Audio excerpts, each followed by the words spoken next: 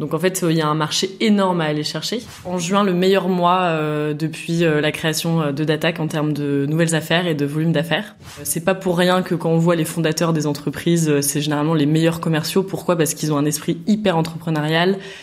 Et ce qu'on voit, c'est que un rendez-vous sur deux environ se transforme en succès. Aujourd'hui, on peut accompagner les entreprises jusqu'à 500 millions, voire même 1 milliard de chiffre d'affaires. Donc, c'est sûr qu'en termes de panier moyen, on a énormément augmenté quand on va. Bonjour, vous écoutez Vive la Vente, le podcast qui apporte des solutions simples à mettre en place pour booster l'efficacité de votre équipe commerciale. Depuis 2007, nous aidons les dirigeants et les patrons du commerce à renforcer leur force de vente en leur permettant de recruter de bons commerciaux, en formant leurs équipes aux méthodes qui marchent et en les aidant à se transformer commercialement et être plus efficaces avec de nouvelles méthodes de vente. 2 fois par mois, je reçois un expert de la vente pour profiter de son expérience et lui demander ses meilleures pratiques commerciales. Si Vive la Vente vous plaît, je vous invite à vous abonner et à nous laisser votre avis si vous êtes sur Apple Podcasts ou Spotify. Bonne écoute! Bonjour à toutes et à tous. Aujourd'hui, pour ce 12e et tout dernier épisode de notre 6e saison de Vive la Vente, j'ai le plaisir de recevoir Inès Picoron, directrice commerciale et opération de Datac. Datac a été créé en 2021 avec l'ambition de devenir le leader européen de l'assurance et de la protection en cybersécurité. 3 ans plus tard, Datac compte désormais presque 3000 entreprises clientes et sont en bonne voie pour réaliser 10 millions de chiffres d'affaires en 2024. Un produit innovant et une hypercroissance fulgurante donc que Datac a pour objectif d'assurer dans le temps. Pour ce faire, la jeune entreprise peut compter depuis octobre 2023 sur Inès Picoron qui a plus de 10 ans d'expérience dans la vente, le marketing, les entreprises aux croissances hallucinantes et surtout une très belle expérience dans le monde de l'assurance. Alors, pour comprendre quelles sont les méthodes commerciales que Datac a mises en place pour générer de tels résultats et disséquer les bonnes pratiques d'Inès pour tâcher de pérenniser cette hypercroissance, je lui ai préparé les questions suivantes. Comment est-ce que tu fais évoluer votre organisation pour optimiser les performances commerciales ? Quelles sont les stratégies efficaces pour trouver, contacter et convaincre de nouveaux clients et fidéliser les existants dans un marché de plus en plus concurrentiel ? Et enfin, comment assurer le recrutement de talents pour assurer une croissance continue ? Mais d'abord, avant d'entamer ce joli programme, j'aimerais t'accueillir comme il se doit Inès. Je suis ravi de te recevoir sur Vive la Vente pour ce dernier épisode. Alors comment vas-tu ? Comment va Datac ? Bonjour et merci de me recevoir sur cet épisode. Comme tu le disais, j'ai rejoint Datac il y a 9 mois quasiment maintenant. Et je suis très très contente d'avoir clôturé en juin le meilleur mois depuis la création de Datac en termes de nouvelles affaires et de volume d'affaires. Donc plutôt très bien pour clôturer le trimestre et débuter le 3e trimestre de l'année. Après, c'est un environnement aujourd'hui, je pense que plein d'entreprises le verront et le ressentent, qui est assez étonnant pour une entreprise comme Datac, parce que d'un côté, on a beaucoup, on va dire, de frilosité d'un certain nombre d'industries, avec potentiellement quelques difficultés économiques, ou en tout cas un marché qui se tend un peu. Et d'un autre côté, on n'a jamais eu autant d'intérêt de la part des entreprises pour le cyber, non seulement parce que c'est un sujet pour lequel les entreprises sont de plus en plus sensibles, mais aussi parce que là, on a une conjoncture toute particulière avec les JO qui arrivent et pendant lesquels on s'attend à une recrudescence des attaques contre les entreprises françaises. C'est intéressant de voir que vous êtes un petit peu entre deux conjonctures. Finalement, l'intérêt pour la cybersécurité qui augmente et puis de l'autre, de toute façon, la conjoncture économique que toutes les entreprises subissent, c'est-à-dire le budget qui se tend un peu. On va pouvoir creuser ça un peu après, parce que j'ai envie de revenir sur ton parcours, comme d'habitude, bien sûr. Tu me disais en préparation de cet épisode que à l'origine, il y avait un goût chez toi pour la communication, la sociologie, l'anthropologie même. Donc, je pense que la vente, c'est pas forcément venu chez toi par vocation. Alors, est-ce qu'on peut revenir là-dessus au commencement ? Comment est-ce que tu es tombé dans la vente ? Alors, en effet, c'était pas forcément par vocation. Moi, j'ai commencé d'abord chez AXA, qui était ma première vraie entreprise, on va dire, après quelques passages en agence de com et chez L'Oréal, dans le département RH. Je me disais à l'époque, j'étais passionnée, je le suis toujours, de socio et d'anthropologie. Et selon moi, c'était dans un département comme ça qu'on pouvait vraiment témoigner ou être le témoin de tous les enseignements que j'avais pu avoir pendant mes études. Et puis rapidement chez AXA, j'ai travaillé sur différents sujets, et notamment avec une directrice commerciale qui m'a demandé de travailler sur toute la stratégie RH pour l'ouverture de nouveaux marchés. Donc en l'occurrence, c'était en Afrique et aux États-Unis. On a très bien travaillé ensemble sur tout ce qui concerne quel type de recrutement faire, quelles compétences, pour quel salaire, dans quelles écoles, etc. en fonction des pays dans lesquels on voulait s'implanter. Et puis à la fin de cette mission, c'est cette directrice commerciale qui m'a proposé de rejoindre ses équipes. Alors étonnamment, c'est une personne qui vient des États-Unis, donc je pense qu'il y a aussi beaucoup moins de biais sur les études qu'on a pu faire, comme on peut voir parfois en France. Et c'est comme ça que j'ai voulu tester. J'aimais beaucoup la vibration d'une équipe commerciale. Chez AXA en tout cas, et j'ai commencé comme ça et j'y suis restée, ça fait maintenant un peu plus de 12 ans. On parlait de la communication tout à l'heure, tu retrouvais peut-être un peu le relationnel finalement, ou l'interaction humaine que tu avais recherché initialement. Je pense que dans ta seconde partie de carrière, dont tu étais un peu sur le point de parler, tu es plutôt en charge des partenariats digitaux avec des belles entreprises, des jeunes entreprises comme Malte, Uber, Deliveroo. C'est une expérience assez variée que tu as eue chez AXA, mais j'avais envie de revenir avec cette question un peu rallonge là-dessus. C'est quoi les enseignements commerciaux que tu gardes de ces expériences qui sont finalement très différentes? De quoi est-ce qu'on peut tirer finalement des bonnes pratiques commerciales de ce début de carrière?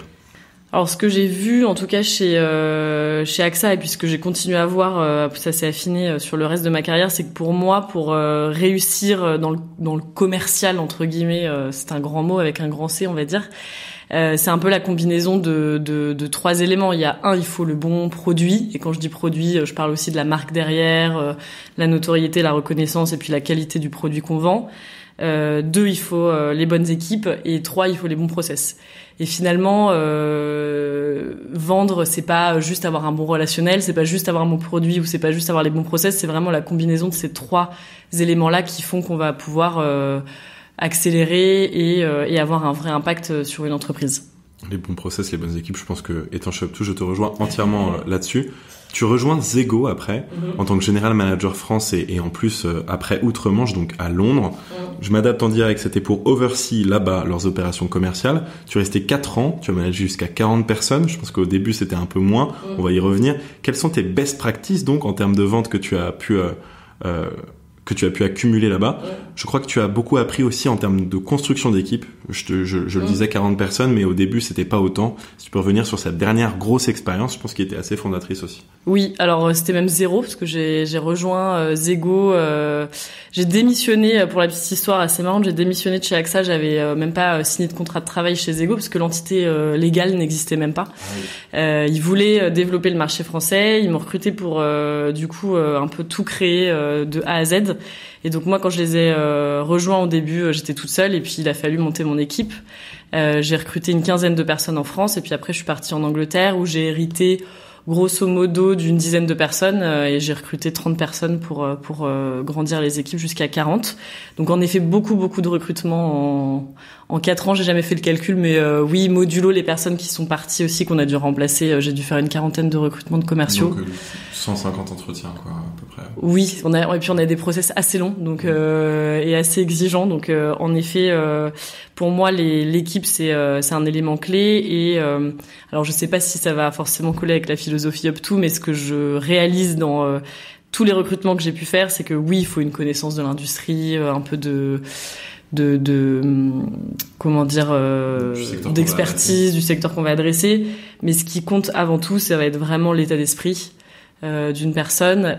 C'est pas pour rien que quand on voit les fondateurs des entreprises, c'est généralement les meilleurs commerciaux. Pourquoi? Parce qu'ils ont un esprit hyper entrepreneurial, très conquérant. Et pour moi, on peut avoir fait n'importe quelles études, si on a cet état d'esprit-là, on est en mesure d'être un excellent commercial. Donc c'est vraiment ça que je vais aller rechercher, en tout cas que j'ai appris à rechercher dans ces années-là. On va reparler de toutes les qualités que je recherche chez les commerciaux en fin de temps 2, parce que je me suis prévu un petit temps justement pour te demander un peu tes meilleurs tips sur le recrutement. J'aime bien ce que disent certains invités sur ce podcast, qui disent que la qualité d'un commercial en 2024, parce que c'est vrai que ça change aussi beaucoup, c'est d'être coachable, c'est de pouvoir être formé, de pouvoir prendre le feedback. Et je pense que ça rejoint aussi ce que tu disais dans cette manière de rebondir avec les fondateurs d'entreprises qui sont souvent d'excellents sales.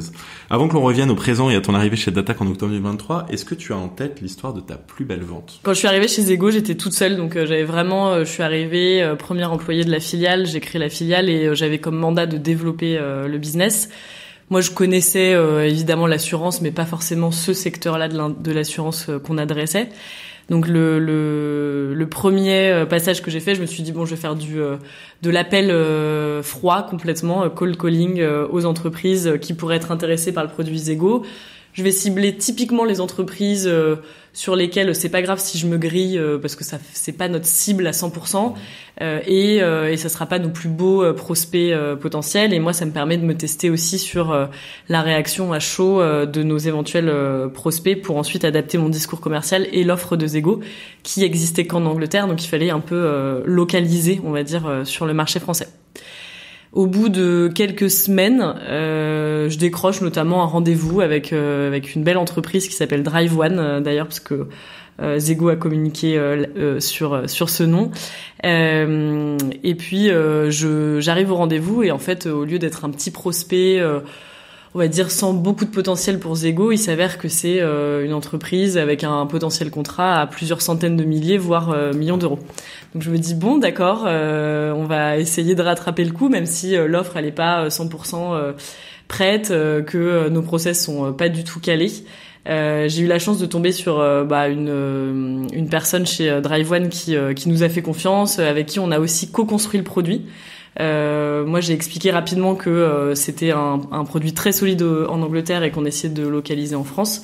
On l'a co-construit ensemble. Au final, ils ont eu du coup aussi un aspect beaucoup plus flexible de l'assurance que les clients n'ont pas l'habitude de voir généralement, parce que c'est des produits assez standards, assez réglementés. Donc on a vraiment pu construire ça ensemble et ça a été le plus gros client de Zego France pendant quasiment 4 ans et ils sont toujours clients aujourd'hui. Tout ça un peu dans une optique de viser trop grand parce que c'est pas grave si on burn quelques cartes, au pire c'était pour t'entraîner finalement. Exactement, et ça a été une super histoire. Et ça a porté ses fruits. On revient désormais au présent, ou presque. Tu as quitté Zego en septembre 2023 pour rejoindre Dattac dans la foulée. Tu occupes le rôle de directrice commerciale et opération depuis donc, on le disait, 9 mois. Qu'est-ce qui te convainc initialement de rejoindre l'aventure et le challenge Dattac ? Bon, il y a une petite partie humaine, inévitable, parce que Charlotte, qui est une des cofondatrices de Dattac, travaillait avec moi chez AXA. Donc on s'est rencontrés là-bas, on a fait quelques mois en binôme sur certains partenariats. Donc ça a été une des clés d'entrée de mon arrivée chez Dattac.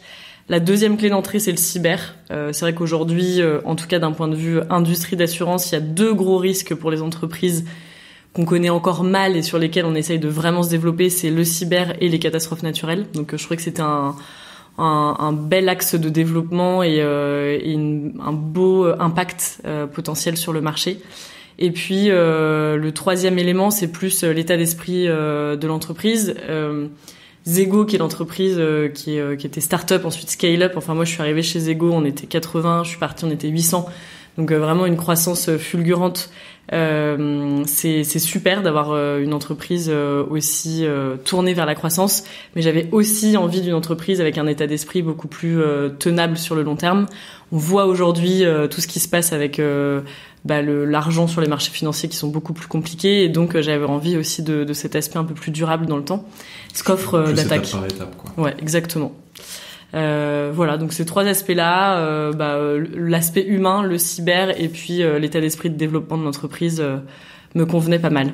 On a un peu circonvolu autour du terme qui va occuper aussi une bonne partie de cet épisode, c'est-à-dire l'assurance et votre business model. J'avais donc envie de revenir un petit peu sur votre proposition de valeur, et il y a une phrase que j'aime bien qui fait partie de vos éléments de communication. La meilleure défense, c'est Dattac. Pour y revenir, est-ce que tu pourrais nous justement résumer cette proposition de valeur ? Alors c'est une phrase qui laisse jamais insensible, donc c'est pas mal, au moins on s'en souvient. En gros, notre proposition de valeur aujourd'hui sur le marché, c'est de pouvoir offrir aux entreprises, que ce soit TPE, PME, ETI, une offre proactive de prévention et de protection contre les cyberattaques. Donc on va venir en prévention pour les accompagner à diminuer le risque d'une attaque avec différentes technologies sur la sécurité cyber de l'entreprise. En cas d'attaque, malheureusement, si ça arrive, on a toute une partie réponse à incident. Donc c'est vraiment l'assistance, je tombe en panne sur une aire d'autoroute, c'est l'équivalent pour une cyberattaque. Et puis après, en cas d'attaque avérée, évidemment, on va venir accompagner l'entreprise à se remettre sur pied et justement à être ralenti le moins longtemps possible, qui est essentiel aujourd'hui pour la pérennité d'une entreprise. La première proposition de valeur de Dattac, c'est d'assurer les entreprises en cas de problème, ou c'est de protéger les entreprises ? L'un va pas sans l'autre. Assurer une entreprise, si on vient pas l'aider à diminuer son risque d'attaque, c'est presque un vœu pieux, Pourquoi ? Parce qu'on se rend compte que les entreprises qui sont très mal sécurisées, qui sont assurées, elles vont mettre quand même beaucoup de temps à s'en remettre. Et en termes de viabilité d'entreprise, c'est très risqué. Nous, l'idée et la raison d'être un peu de Datac, ça a été de se dire comment on rend accessible une sécurisation et une protection cyber pour les entreprises. C'est quelque chose qui était très très peu répandu en 2021 quand Datac s'est créé, et en même temps post-Covid avec énormément d'attaques en cours ou qui se développaient. Donc pour moi, l'un va pas sans l'autre. C'est bien d'assurer, mais c'est comme une assurance santé. C'est bien d'avoir une super mutuelle, mais c'est mieux de faire du sport pour éviter de tomber malade. Ok. C'est très bien résumé. Comment est-ce que Datac était organisé lorsque tu es arrivé ? Alors, on a énormément grossi ou grandi ces derniers mois, ces 9 derniers mois. Donc, quand je suis arrivée, c'était un peu la création de l'équipe commerciale en tant que telle. Il y avait des commerciaux, mais ils étaient tous pilotés par Damien Damam, qui est notre directeur général. Donc, on a voulu structurer un peu cette partie-là avec mon arrivée. Et on a rassemblé la partie commerciale et la partie opération. C'est un peu une spécificité. Enfin, je sais que c'est pas forcément le cas dans toutes les entreprises. Pour moi, et je peux y revenir après, mais c'est quelque chose qui est très important. Donc, il y avait 3 commerciaux. Aujourd'hui, on va arriver à quasiment une dizaine d'ici la fin de l'année en termes de sales. C'est quoi la moyenne d'âge et d'expérience de vos commerciaux ? Alors, on a des très jeunes qui sortent d'école, et puis on a des personnes qui ont 15 ans, voire plus en expérience dans le secteur de l'assurance. Comment est votre organisation ? CSM, BDR, Account Manager ? Alors, c'est un peu différent. Je vois que ça te fait sourire, que les auditeurs n'ont pas vraiment. Vous êtes en train d'adapter ? Oui, alors on est en train de changer, mais il faut aussi prendre en compte que contrairement à une entreprise de SaaS classique, on est en distribution indirecte. Donc on n'a pas un cycle de vente extrêmement classique de préqualification, qualification, démo, etc. Tarification et vente. Donc on a aujourd'hui plutôt une organisation régionale. Là, on est en train de changer notre organisation justement ce trimestre-là pour avoir des personnes qui sont basées au plus proche de nos partenaires. Et nos partenaires, tout l'enjeu, c'est de les animer, de les former, de les sensibiliser à notre offre pour qu'ensuite ils aillent la vendre du mieux possible à leurs entreprises clientes. Et revenons aux partenaires, on parle de courtiers en l'occurrence. Exactement, principalement. C'est votre ICP et c'est vos clients entre guillemets premiers et principaux. Est-ce qu'il y en a d'autres ? Nos clients finaux, ça reste des entreprises. Nos courtiers, c'est nos apporteurs d'affaires ou les intermédiaires qui distribuent notre produit. Pourquoi je dis principalement les courtiers ? Parce qu'aujourd'hui, on travaille aussi avec des mutuelles, par exemple, qui ne proposent pas d'assurance cyber et donc qui vont s'appuyer sur notre produit pour proposer de l'assurance cyber à leurs clients. Ou alors, on peut aussi aller accompagner des infogérants qui veulent proposer une partie assurance pour leurs clients qui s'assurent sur différents types d'aspects en cybersécurité. J'essaie de reprendre un peu le fil de mes questions. Désolé, je t'en ai posé plein de manière impromptue. Mais si je reprends un peu tout ça, la grande partie de vos apporteurs d'affaires, ça va donc être les courtiers, que vous appelez pas vos clients finaux, puisque ça reste les entreprises qui profitent de votre proposition de valeur, qui sont vos clients finaux. Pourquoi est-ce que vous voulez vous organiser par région ? On pourrait croire que finalement, vu la technologie que vous représentez, vous pouvez être entre guillemets à distance. Pourquoi est-ce qu'il y a une nécessité finalement d'incarner Datac à l'échelle la plus locale possible ? Alors, déjà peut-être pour reprendre sur l'organisation, parce que j'ai peut-être pas été très claire tout à l'heure. Donc, en termes d'organisation, on a des responsables commerciaux qui vont être basés en région. D'ici la fin de l'année, on en aura 4 voire 5.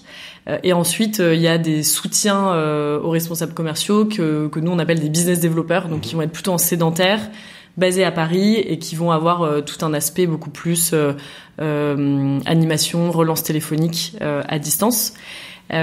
Pourquoi on veut être beaucoup plus en région ? Ce qu'on voit, c'est que même si le risque cyber, c'est un risque technologique par essence, les personnes qui vont s'équiper en cyber ou les personnes qui vont vendre l'assurance cyber, donc les courtiers ou les entreprises finales, ça reste des personas ou en tout cas des types de profils qui ont besoin de l'accompagnement en présentiel, en physique. C'est aussi beaucoup une histoire d'hommes et de femmes et ça passe par quand même beaucoup de contacts.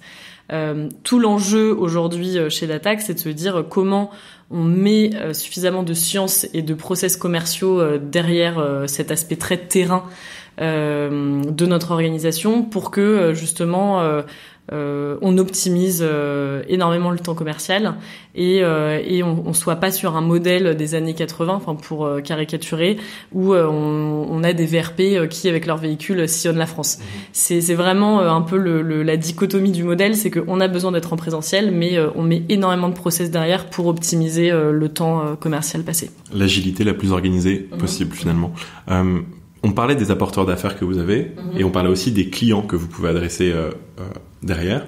Je pense que la part de clients que vous pouvez adresser, elle est plutôt illimitée, ou en tout cas il y a beaucoup d'entreprises qui vont vouloir s'équiper en cybercriminalité, mais par contre en termes de courtiers et d'apporteurs d'affaires, ça doit être un petit peu plus limité. Donc j'ai envie d'adresser un petit peu ça. C'est quoi votre marché adressable en juillet 2024 ? J'entends par là qu'il doit donc y avoir un nombre de courtiers relativement limité. Et je crois que tu m'avais dit, quand on s'était appelé, j'avais un petit peu creusé cette question, mais sans évidemment la faire de manière aussi exhaustive. Je crois que c'était entre 4000 et 5000. Alors aujourd'hui, en effet, en termes de nombre de courtiers qui peuvent avoir une entreprise en tant que client, ou même si c'est qu'une seule entreprise, on va dire, et que le reste c'est uniquement des particuliers qui s'assureront pas en cybersécurité, c'est entre 4000 et 5000 entreprises.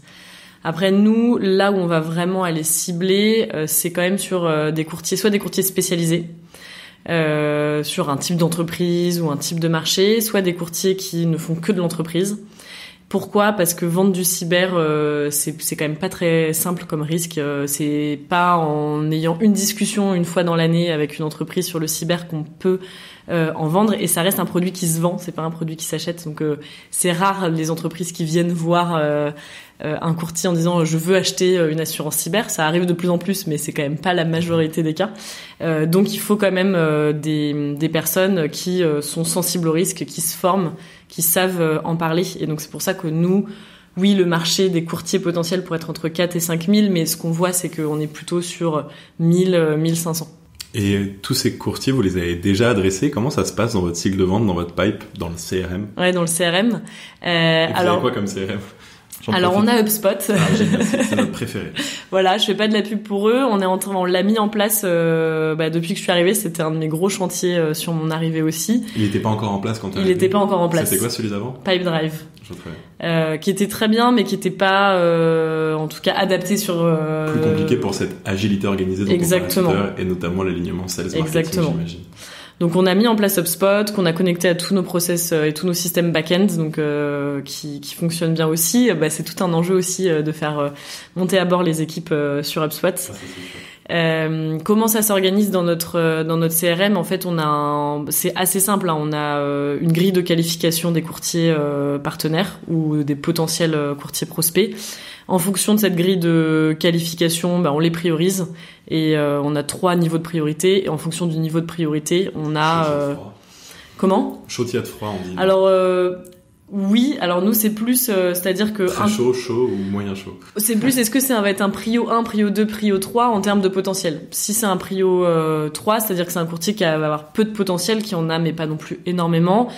En fait, derrière, on décline une certaine animation commerciale, un nombre de points de contact qu'on veut avoir avec ce courtier. Si c'est prio 1, il doit être contacté dans la journée, par exemple. Par exemple. Ok. Ouais. Et ceux-là, ils sont tous présents, donc c'est 1000 à 1500 courtiers, ils sont tous présents dans HubSpot. Alors malheureusement, je pense qu'il y en a encore qu'on n'a pas encore bien identifié, et il y a encore des courtiers avec lesquels on travaille pas et avec qui on aimerait travailler, mais on en a une grosse partie. Il y en a pas beaucoup de nouveaux qui se créent, j'imagine, jour après jour. Non, mais il y en a qui sont pas référencés. Voilà, qui sont un peu passés sous nos radars, je pense. C'est peut-être pas dommage, peut-être que ça vous laisse un petit peu de potentiel inexploité finalement. Aussi. Comment est-ce que votre cycle de vente se décompose ? Tout à l'heure, tu comparais à un cycle de vente un peu classique, démo, qualif. On en parlait. Comment est-ce que ça se décompose ? Tu disais que ça suffisait pas d'avoir juste une conversation d'ailleurs tout à l'heure aussi. Oui. Alors, le cycle de vente, ou en tout cas de signature d'un partenariat avec un courtier, parce qu'on vend pas quelque chose au courtier, on signe un partenariat pour ensuite pouvoir travailler avec lui.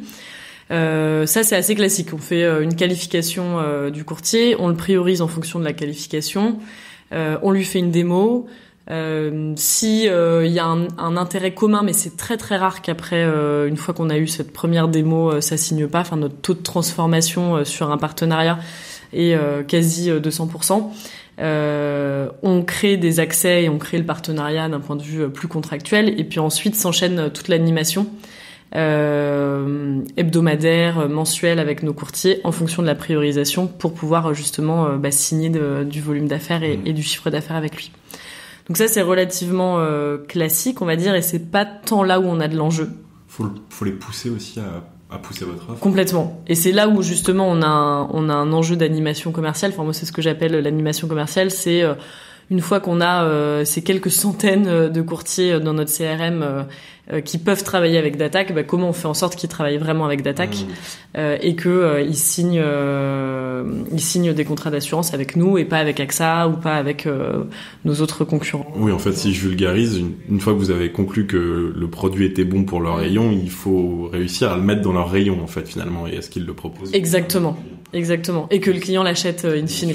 Donc en fait, il y a ces 3 étapes-là, c'est exactement comment on libère la place dans le rayon du supermarché pour le produit Dattac, comment on fait en sorte qu'il soit bien positionné dans le rayon du supermarché, et puis comment on fait en sorte que le client qui vient dans le supermarché achète ce produit-là qui est en rayon. Revenons sur ces étapes 2 et 3.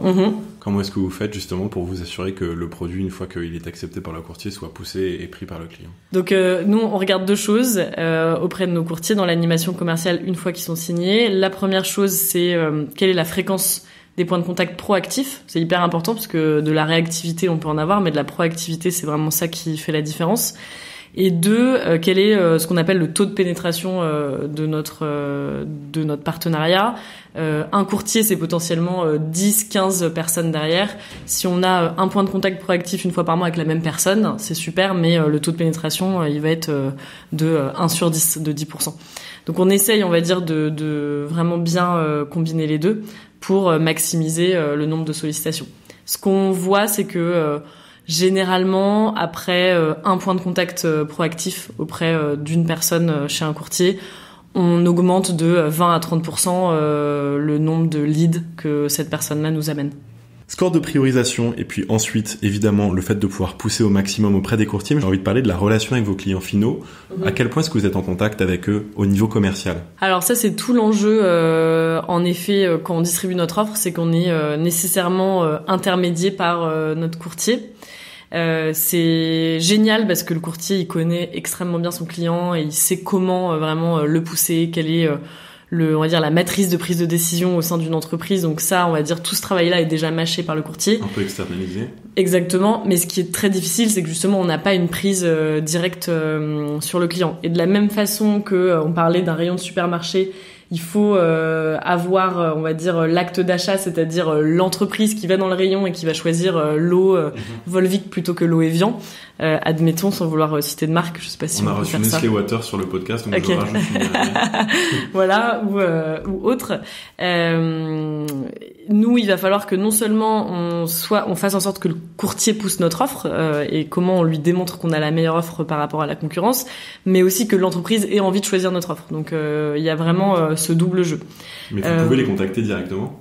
On peut pas les contacter directement. Par contre, l'assurance cyber, c'est une assurance qui est très difficile aujourd'hui parce que très technique d'un point de vue purement informatique. Donc généralement, beaucoup de courtiers s'appuient sur nous pour les aider dans la vente. C'est ça, vulgariser un peu votre proposition. Exactement. Et en fait, donc on a toute une équipe d'ingénieurs cyber qui sont aussi formés à certaines techniques commerciales, qui peuvent accompagner nos courtiers dans des rendez-vous pour expliquer notre offre, expliquer ce qu'est une assurance cyber. Et ce qu'on voit, c'est que un rendez-vous sur 2 environ se transforme en succès. Donc là, le taux de transfo est plutôt de 50. Énorme. Ok. Ouais, c'est assez fort, mais ça veut dire que c'est pas les équipes commerciales qui sont directement, finalement, impliquées là dans la dernière relation client. Ça va plutôt être vos équipes techniques, parce que là, on est vraiment, finalement, dans la présentation pure produit. Il y a les deux, pour être honnête. On n'a jamais une interaction client-courtier sans un commercial dans la boucle. C'est intéressant aussi cette nécessité finalement de pouvoir aider les courtiers à avoir toute l'appréciation de ce que vous pouvez proposer à leurs clients finaux. On y reviendra. J'avais envie de parler de concurrence parce que tu m'avais dit que vous évoluiez dans un environnement qui était de plus en plus concurrentiel. Tout simplement, pourquoi ? En effet, il y a énormément d'assureurs aujourd'hui qui se lancent ou qui se relancent sur le risque cyber. Pour plusieurs raisons. Déjà parce que en fait aujourd'hui c'est un énorme axe de croissance, que ça soit pour les courtiers ou pour les assureurs. Chaque entreprise aujourd'hui a déjà une mutuelle pour ses employés, va avoir une assurance pour sa responsabilité civile en cas d'incendie ou autre. Le cyber aujourd'hui c'est à peu près entre 10 et 15% de taux d'équipement des entreprises maximum. Donc en fait, il y a un marché énorme à aller chercher. Et donc c'est pas aller, on va dire, voler de la part de marché à un concurrent, c'est vraiment aller développer de la part de marché. Donc c'est assez intéressant pour pas mal d'assureurs. Je m'étais pris ça comme note parce que il y a un invité qui était venu sur le podcast quand je le produisais, pas quand je l'animais déjà, mais qui avait dit notre plus grosse concurrence c'est le statu quo. Donc c'est un peu finalement pas l'indifférence ou l'ignorance, mais on va y revenir un petit peu face aux clients qui ignorent peut-être la nécessité de s'équiper face à ce besoin-là. Donc c'est peut-être ça votre plus grosse concurrence. Mais pourquoi est-ce que ce gap finalement marché est aussi adressé par d'autres concurrents à Datac? Est-ce que c'est la ruée vers l'or ou est-ce que... Alors dans tous les cas, en fait, on a eu d'autres tendances similaires il y a 10 ans, il y a 15 ans, il y a 20 ans dans l'assurance. Il y a des nouvelles lignes d'assurance qui se développent, qui vont mettre... C'était quoi il y a 10-15 ans, juste par curiosité? La RCMS, la responsabilité civile des mandataires sociaux. Okay. C'est une assurance qui à l'époque était vue comme... très mal comprise, très peu d'entreprises s'équipaient. Aujourd'hui, une très très grande majorité des dirigeants ont cette assurance-là. Donc là, par exemple, les catastrophes naturelles dont tu parlais tout à l'heure, ça va être peut-être un peu aussi pour les particuliers ou les entreprises, mais c'est des nouvelles verticales qui peuvent se créer. Voilà, exactement. Et Datac ne peut pas être les seuls à savoir quelles sont à exploiter, quoi. Exactement.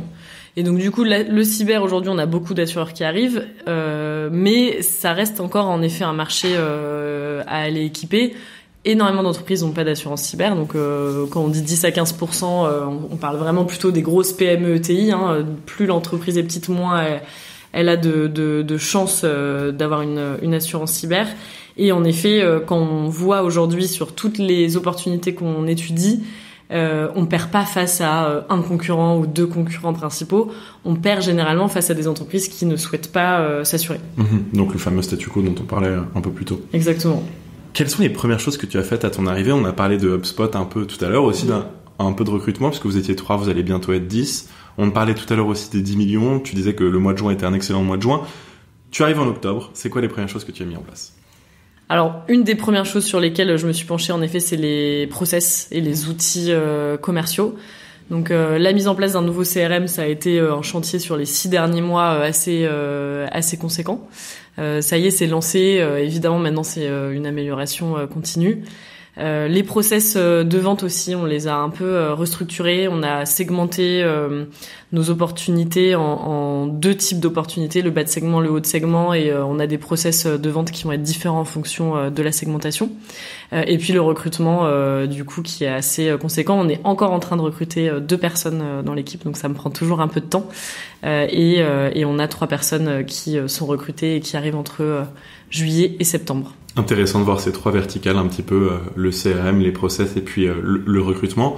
Quand on parle de CRM et de process, ça fait un peu penser à des équipes de Sales Enablement ou de Sales Ops. Est-ce que c'est quelque chose que vous avez l'ambition d'étoffer peut-être chez Datac dans le futur? Oui, alors ce que je disais au début, c'est donc moi chez Datac, j'ai la responsabilité des Sales et des Ops. C'est ce que j'avais aussi dans mes dernières années chez Zego quand je m'occupais du marché anglais. Et c'est quelque chose que je voulais vraiment conserver chez Datac. Pourquoi? C'est ce que je disais. Pour que des sales soient réussis, il faut un énorme aspect, selon moi, opérationnel et vraiment que les rouages soient extrêmement bien huilés. Et donc on a cette partie-là. Aujourd'hui, on est une toute petite équipe Ops. On regarde pour voir comment l'étoffer, parce qu'en effet, c'est bien de recruter des nouvelles personnes parce que ça nous fait gagner du temps humain, mais on a aussi énormément de temps humain à gagner juste en efficience et en gain opérationnel. Donc on essaye de combiner les deux en effet. Il y a un véritable enjeu de notoriété chez vous, puisque comme ça vos clients vous connaîtront encore mieux que si simplement les courtiers vous présentaient, et puis les courtiers auront encore plus une raison de vous représenter. Donc la meilleure défense c'est Datac, c'est pas juste un slogan, c'est vraiment quelque chose d'utile et d'important. Entre autres, comment est-ce que vous travaillez le reste justement de cette prise d'attention sur la notoriété? Alors en effet, on travaille sur 2 aspects et c'est toujours assez important, on va dire, de bien les combiner. De la même façon, j'aime bien la métaphore, je l'avais pas avant, mais du supermarché, parce que je trouve qu'elle est très bien. Mais en effet, on travaille à ce que nos produits soient bien en rayon. Et donc ça, c'est comment on travaille avec nos courtiers. Donc on a évidemment une force de vente, mais après on a toute une stratégie de contenu marketing en fonction des différents personas courtiers qu'on développe dans le CRM. Donc d'où l'importance aussi d'avoir un bon CRM. Donc vous rédigez beaucoup de contenu? On a pas mal de contenu, pas assez encore, mais on en fait de plus en plus. Donc on fait des newsletters, des webinars, des espèces de mini vidéos avec du contenu à valeur ajoutée. Des capsules vidéo. Exactement. Et tout ça, vous le réservez beaucoup, en fait, à vos courtiers pour essayer justement de pousser votre proposition de valeur de la manière la plus claire possible. Exactement. Et il faut quand même pas négliger le deuxième aspect qui est comment on augmente la notoriété auprès des clients finaux. Parce que le courtier, même s'il a une énorme crédibilité auprès de son client, si demain il arrive et il lui dit j'ai une offre cyber d'attaque qui pourrait être hyper intéressante pour toi, on va lui faciliter énormément la vie si le client a déjà entendu parler de nous par ailleurs. Comme s'il connaissait déjà AXA, par exemple. Exactement. Pour en citer qu'un. Ouais. Exactement. Donc, il y a tout cet enjeu-là de travailler la notoriété auprès de nos courtiers. Donc ça, c'est beaucoup de contenu en ligne. Et puis, chose qu'on ne faisait pas beaucoup jusqu'à maintenant, c'est travailler la notoriété auprès des entreprises au global. Celle-là, elle est plus indirecte. Et elle est beaucoup plus indirecte et ça va passer vraiment sur du contenu, de la presse spécialisée, du contenu en ligne, mais aussi de la participation à des événements spécialisés. Quels sont vos axes d'amélioration ? Justement, là, on en parlait, la notoriété un petit peu externe, pour le vulgariser comme ça. Est-ce qu'il y en a d'autres, notamment sur la force de vente ? Est-ce que tu ambitionnes de recruter quelqu'un qui, par exemple, peut venir t'aider sur l'Ops ? Comment est-ce que tu vois le futur, justement, sur ces progrès à faire ? Alors, on a plein d'axes d'amélioration, surtout sur une boîte comme la nôtre. C'est aussi ça qui était excitant à la base. C'est ce que j'adore. La vraie difficulté, ou là où il faut vraiment qu'on travaille bien, côté d'attaque, et je pense que c'est exactement ce que j'ai pu vivre chez Zego, c'est que il faut et aller très vite en termes de croissance et de business, et en même temps ne pas trop oublier les fondamentaux et les process de base, au risque d'avoir un peu une crise de croissance dans quelques mois, parce qu'on aura grandi très vite, mais on n'aura pas les process pour soutenir cette croissance-là. Donc là où je pense on a besoin encore de continuer de se structurer, c'est comment on accompagne énormément la croissance pour pas que y ait de choses qui coincent dans quelques mois, parce qu'on aurait été trop vite trop loin. Garder ce étape par étape dont on parlait finalement un petit peu avant. Même si pour une entreprise qui a les ambitions qu'on a, c'est faire étape par étape, parfois c'est un peu dur, et on en grille quelques-unes. C'est difficile à entendre et c'est important de prioriser. Exactement. J'ai cité quelques chiffres dans mon introduction pour résumer vos succès commerciaux. Est-ce que tu en as d'autres ? En effet, oui, dans nos succès commerciaux. Alors déjà, nous, on a commencé chez Datac. On avait un produit qui s'adressait uniquement aux TPE et aux PME. Aujourd'hui, on peut accompagner les entreprises jusqu'à 500 millions, voire même 1 milliard de chiffre d'affaires. Donc, c'est sûr qu'en termes de panier moyen, on a énormément augmenté quand on va justement aller adresser ce haut de segment. Deuxième succès, on va dire commercial qu'on a chez Datac, c'est qu'aujourd'hui, quand on regarde dans les 80-100 plus gros courtiers français, on travaille avec quasiment l'intégralité de ces courtiers-là. Donc on a aujourd'hui on a un maillage qui est assez énorme sur les très gros courtiers français pour accompagner notre croissance. Et puis ce qui est toujours je trouve le plus invisible et en même temps le plus chronophage parfois, c'est les recrutements. Et moi je suis très très contente. Là on accueille 2 personnes en juillet et 1 personne en septembre dans l'équipe sales. C'est des très beaux recrutements qui feront un petit peu de bruit, j'espère aussi, en tout cas dans notre secteur. Donc ça fait partie des succès également. Une belle représentation finalement de votre force. Pour revenir sur vos chiffres les plus évidents, la croissance, est-ce que Datac, quand vous êtes créé en 2021, génère déjà du chiffre d'affaires ? Oui, alors on s'est créé en 2021. La mise sur le marché du produit en tant que tel, c'était plutôt fin 2021, début 2022. Le temps de construire les premiers partenariats et le produit en tant que tel. Parce que je parlais de chiffres un peu évidents, j'ai envie de creuser à quel point vous êtes en hypercroissance, qu'on évoquait en introduction. Est-ce que tu connais votre chiffre d'affaires en 2022 et votre chiffre d'affaires en 2023 ? Alors on communique pas sur nos chiffres d'affaires année par année. J'aurais essayé. mais on fait plus que doubler largement nos CA. Et là, comme vous êtes sur une piste pour essayer de faire 10 millions en 2024, je laisse tout le monde tirer ses propres conséquences. J'aimerais qu'on finisse justement de décortiquer les clés d'une équipe de vente qui a été créée en 2021 et qui est en route pour faire 10 millions de CA en 2024. Je venais de l'évoquer.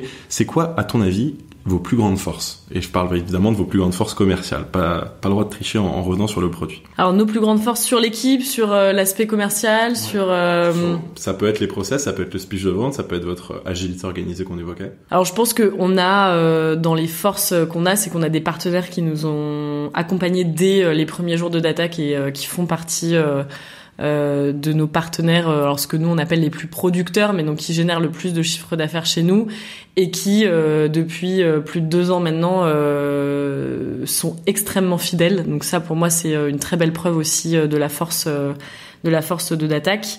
Dans les forces qu'on a, on a aussi un ADN très fort sur 2 expertises dans l'entreprise, l'assurance et le cyber. J'en parlais un peu tout à l'heure. Pour moi, quand je vais recruter des personnes dans mon équipe, c'est pas tant avoir quelqu'un qui a fait 15 ans de commercial qui m'intéresse. Évidemment, c'est toujours un bonus, mais c'est vraiment l'état d'esprit et puis la connaissance qu'il a par ailleurs. Et donc chez Dattac, on a décidé vraiment d'orienter nos recrutements sur 2 expertises clés, soit des personnes qui ont une expertise forte en cyber, des ingénieurs avec des labels, des certifications, ou alors des personnes qui ont une expertise forte en assurance. Aussi clair et net que d'habitude donc. Pour les directeurs et les directrices commerciaux qui nous écoutent, ils peuvent peut-être jalouser des résultats aussi impressionnants, surtout dans une ère, on en parlait aussi, où les budgets parfois peuvent un petit peu serrer et où prouver le ROI devient de plus en plus important. Quelles recommandations est-ce que tu donnerais à ces directeurs commerciaux qui nous écoutent justement pour essayer de booster un petit peu l'efficacité de sa force de vente? Première reco sur les équipes, quand il y a un doute, il n'y a pas de doute, il faut savoir bien s'entourer et prendre le temps de bien s'entourer.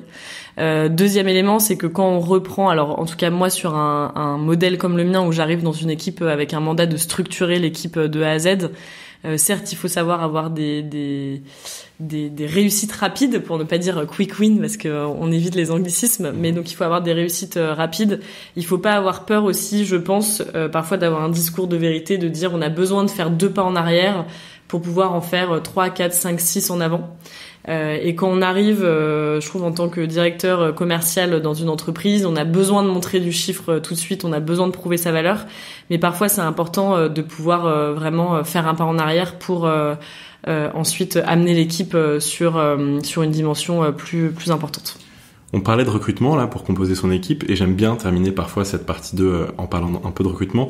Selon toi, qu'est-ce qui fait d'un commercial un bon commercial? Alors ce que je disais un peu au début, pour moi c'est l'état d'esprit qui est extrêmement important pour un commercial.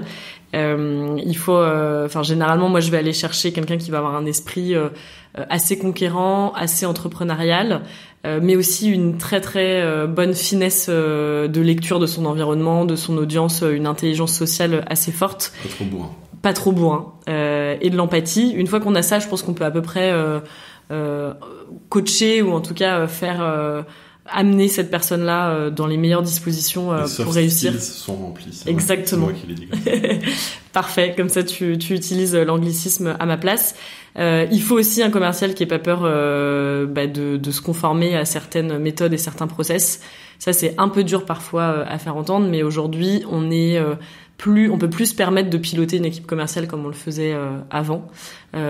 Certes, il y aura toujours l'exception qui confirme la règle, mais on sait quand même que dans 80% des cas, il y a des conclusions un peu chiffrées qui peuvent être tirées d'un pilotage commercial, et pour ça, il faut qu'on puisse utiliser les outils et suivre des process. Est-ce que tu penses qu'un bon commercial fait forcément un bon manager? Alors non, et je pense que c'est le cas pour n'importe quelle fonction. Mais non, je pense pas qu'un bon commercial fait forcément un bon manager. Un bon commercial a pas forcément l'envie de manager, mais ça c'est pas nécessairement lié à une équipe commerciale selon moi. Est-ce que tu as d'autres bonnes pratiques de recrutement à nous partager? En termes de pratiques de recrutement, ce que je disais au début, quand il y a un doute, il y a pas de doute, ça c'est hyper important selon moi, et moi je m'écoute beaucoup. Mais il faut aussi savoir recruter, je pense, les personnes avec qui on ne s'entend pas forcément très bien. Il faut savoir aussi comprendre pourquoi il peut y avoir des personnes qui nous irritent ou qui vont pas forcément aller faire résonner la corde sensible en entretien, parce que parfois c'est justement ces personnes-là dont on a besoin pour compléter, faire le contre-pied du reste de l'équipe. Et puis un profil parfait, ça n'existe pas. Ce qui est important, c'est en effet d'avoir le bon équipe dans l'équipe. Si on a une personne qui est génialissime sur une dimension dans une équipe, il faut savoir aussi aller recruter quelqu'un qui va aller contrebalancer sur une autre dimension dans la dynamique de l'équipe. On arrive sur la dernière partie de notre podcast. C'est un peu les conseils de fin de cet épisode. C'est quoi le meilleur conseil qu'on t'ait donné ? Le meilleur conseil qu'on a pu me donner, je pense que c'est d'avoir le courage de construire les équipes dont j'ai besoin pour faire grandir une entreprise, de savoir non seulement recruter les personnes dont j'ai besoin aujourd'hui, mais surtout les personnes dont je vais avoir besoin demain. Donc ça, c'est selon moi hyper important. J'ai beaucoup de managers qui m'ont poussé à le faire, beaucoup de directeurs qui m'ont poussé là-dedans. Se faire confiance, entre guillemets, quoi. Se faire confiance et surtout savoir prendre des décisions difficiles. Je pense que quand on se dit est-ce qu'un commercial fera un bon manager, un bon commercial, non, parce que être un bon manager selon moi ou un bon directeur commercial, c'est savoir prendre les décisions qui fâchent, avoir le courage aussi de trancher là où pas mal de personnes n'ont pas envie de le faire. Et donc ça, c'est vraiment ce courage-là, je pense, qui est hyper important pour se développer. Et un petit conseil flashback, c'est mon avant-dernière question. Qu'est-ce que tu dirais aujourd'hui à la commerciale que tu étais quand tu as commencé dans la vente ? Sois moins people pleaser. Ah oui, justement. Ça, c'est hyper difficile, je trouve, quand on devient manager et quand on devient directeur commercial, que ça soit en interne ou en externe. Et je pense qu'aujourd'hui, les meilleurs commerciaux, c'est avant tout les commerciaux qui savent dire non. Mais au tout début, c'est quelque chose qui est difficile, savoir où mettre ses limites, quand savoir dire non et quand ne pas bouger, on va dire, de ses positions. Que ça soit dans des négociations ou en interne sur des sujets un peu stratégiques. Moi, j'ai eu tendance à être beaucoup people pleaser et c'est quelque chose sur lequel je travaille beaucoup, donc ça serait un conseil que je me donnerais. On revient aux décisions difficiles que tu évoquais. Est-ce que tu as des références culturelles pour ouvrir nos chakras en cette fin d'épisode, comme des livres ou même des œuvres audiovisuelles à recommander aux directeurs et aux directrices commerciaux qui nous écoutent ? Je sais pas si c'est des choses que je recommanderais, mais en tout cas pour rester dans la partie, selon moi, qu'est-ce qui fait un bon commercial, c'est vraiment l'intelligence social, enfin l'état d'esprit très, on va dire, conquérant entrepreneurial, mais aussi la finesse de lecture de son audience et la capacité à comprendre et à lire les personnes.